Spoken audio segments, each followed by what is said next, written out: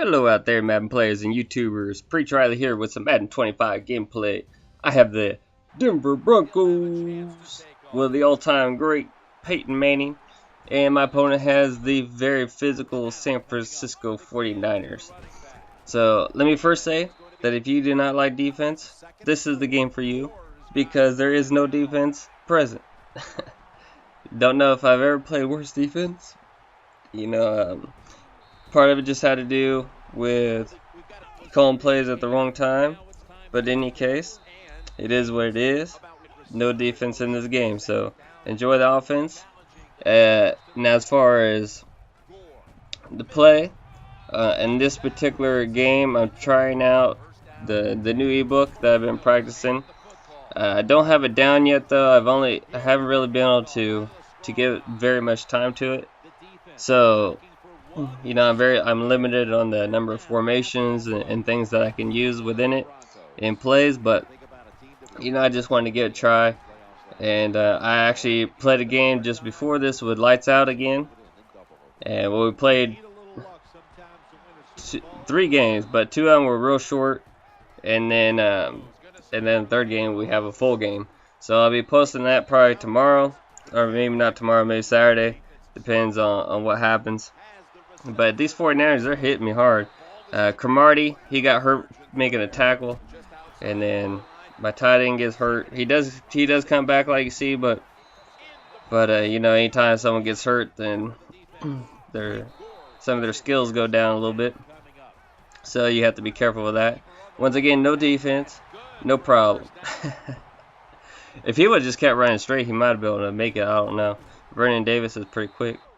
So my opponent, he does a good job of making some cutbacks. You see, like right there, he saw the lane opening up as I was trying to run to the outside to contain him. And once again, right here, so good vision by him on those cutbacks. So he's got a little Terrell Davis inside of him. I don't know. Here, ball was faster, man. That could have been gone right there. But yeah, so on the offense, I'm not gonna say whose offense it is yet. The ebook. It's something, before Madden 25 came out, I told this guy that I was going to get something from him because I benefited from it quite a bit in Madden 13 from all of his free schemes. And so I wanted to do something to contribute to him, and I knew it would benefit me as well. So when it dropped, I went ahead and picked it up. But because I'm so early on it, I haven't really practiced it and don't really have it down yet. I don't want to see who it is yet. But going forward, as I get more comfortable, as I start being able to put more time in it, hopefully Saturday I'll be able to play some more. My play time definitely has gone down recently, but we're going to try to pick up the games and make sure that I get the games recorded. A couple times there's games I thought I recorded, and then when I went to edit them, they weren't there. So that's a problem there. But here we go. Once again, he gets a little cut in the hole, and he's just off. So no defense. But here we go. Nice thing about the ebook is it has an answer for everything. So does route combos. The third game, I played lights out again. We played yesterday, and we played 3 times actually. But the 2 games ended really quickly.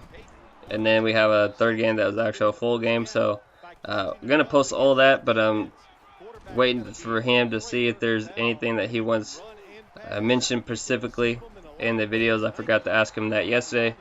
So I sent him a message whenever he gets back on and he sees that and he responds. And perhaps tonight I can commentate that video and have it up tomorrow.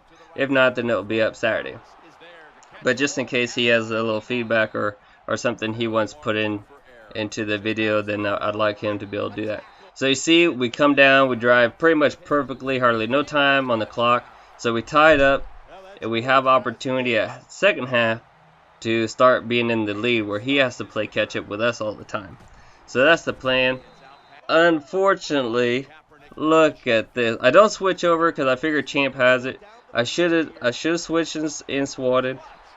That was terrible. I figured even if he caught it, that Champ would tackle him.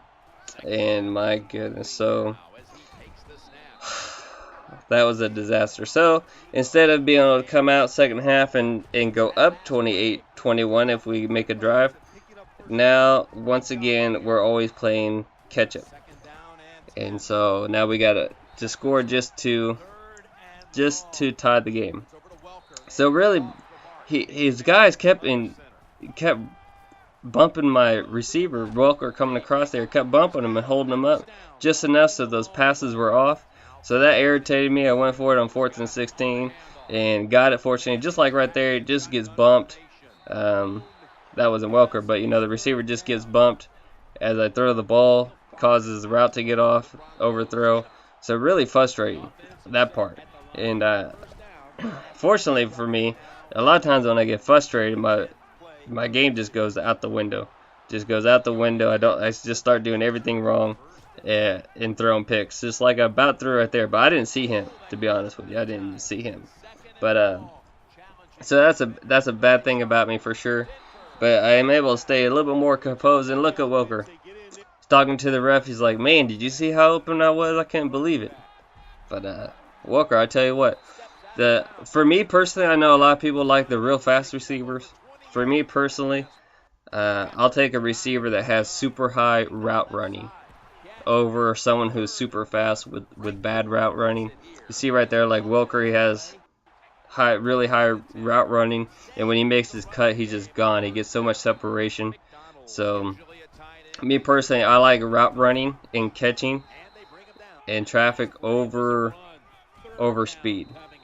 That's for me personally, because I figure the route running is going to create space, and their catching traffic is, even if the defender closes on them as they're making the catch, that they are going to be able to hold on. So that's what I like in receivers.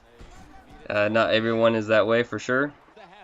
But of course, if you can get a combination of speed, route running, and catch, and all those things, that's ideal. But there's not as many of those. There's not a whole lot of those receivers in the game. But they're there. So we're trying to hold them. But it's just too much to ask from that short distance. Eventually he's going to get it in. So once again, catch up. Like I said, no defense. Fourth quarter, though, we have opportunity to come down here, tie the game, or risk a 2-point conversion and go for the win. So what are we going to do? We have to stay tuned. First, we have to make it 4th and 1. Critical times. Thomas holds on to the ball. Big play, big man. Had a swing out to the right that maybe would have been the safer throw. As far as, that one. Woo, look at Welker picking that up. Short little man. See that separation right there as soon as he makes his break? And we're in. Now, I meant to dive on the ground, not dive in the end zone, because I did not want to leave 30-some seconds. I'll kick the field goal, or the extra point, and the reason why is if I missed the extra point, the game's over. If I went for 2-point conversion, and I missed it, the game's over. This way, I feel that he'd have a little pressure on him. Maybe he'd want to go down and score and force something instead of risking going into overtime. So I was hoping to have him force something and get a turnover, and maybe I could get a field goal. Is the reason why I went ahead and went for the extra point. So he gets ball half in overtime, which, considering that I haven't stopped him once, isn't the best feeling. But we're up for the challenge. In my mind, I'm saying I can get a stop, and oh my goodness, that was a close one right there. Could have done it, but hey, his guy made a play. And this is when I started thinking, oh boy, just gonna run right over me and run right in. So I had to play for the run. I had to play heavy run, which of course again set me up for the pass. Even though I'm playing for a run, he just gets a big run right there. So that's discouraging. 2nd and 8, can we keep him out? Once again, pretty much just running up the middle. And it's not looking good, folks. But look at Champ coming in on the corner blitz, gets a big play. 4th and 4, he decides to kick a field goal. 57 seconds left. I have no timeouts. Not a terrible decision right there. If for, go for it 4th and 4, he almost would have had a pass. And, that close to the end zone, it's not always the easiest thing to make space. So a good decision really by him, I think. Leave in the comment section, you know, what you would have done in that situation. So not looking back 2020, because that's not fair, but what would you have done in that situation yourself? So here we go though. Peyton Manning, he's the master. He's all-time great. Look at him dissecting the defense. 11 seconds, last play of the game. We are not going for Dover overtime. We squeeze it in. Peyton squeezes it in. It's a touchdown. The Broncos win. Oh, Olden Smith and the 49ers, they just cannot believe it. They're like, we thought we had him boxed up. We thought we had him covered. How did he do it? Peyton Manning, just unbelievable. Peyton Manning's like, nice day at the office, boys. Good job. Excellent. Just another day in my Hall of Fame career.